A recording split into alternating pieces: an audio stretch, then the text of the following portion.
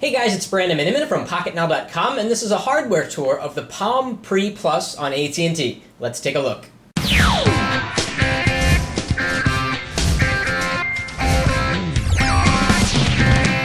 So the more I use the Palm Pre Plus as my daily driver, the more I dislike it. And I'm actually surprised to hear myself say that because I've been looking forward to this device for a very long time, but there are just a lot of problems with the phone that are really starting to bug me. But first, let's talk about the hardware on the device.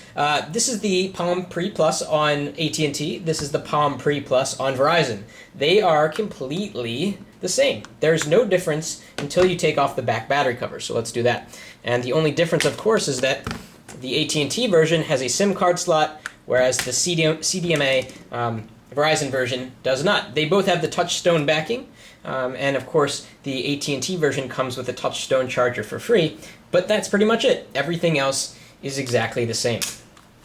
So I'll put these back on. So before I get specific about the hardware on the Palm Pre Plus, I have to say that the phone feels and looks dated.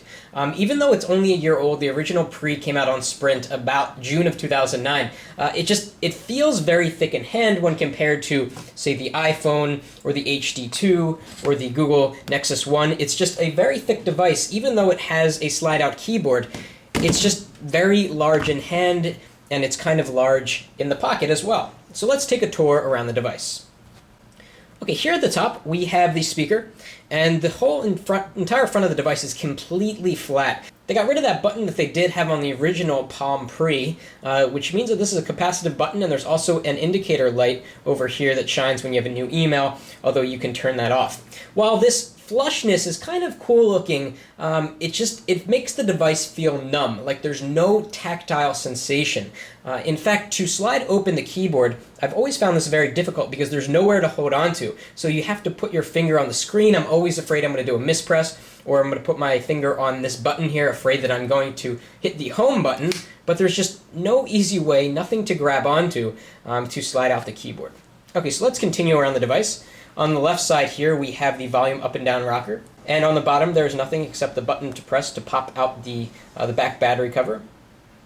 Here on this side, we have this really flimsy door for the charger, and on the Verizon version, this door is permanently damaged. It just never closes, and I can see that the AT&T version is starting to exhibit that, and it's only been a couple of days. So Palm hasn't figured this out yet, how to fix that.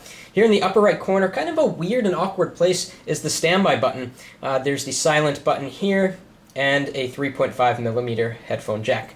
Now let's talk about this keyboard.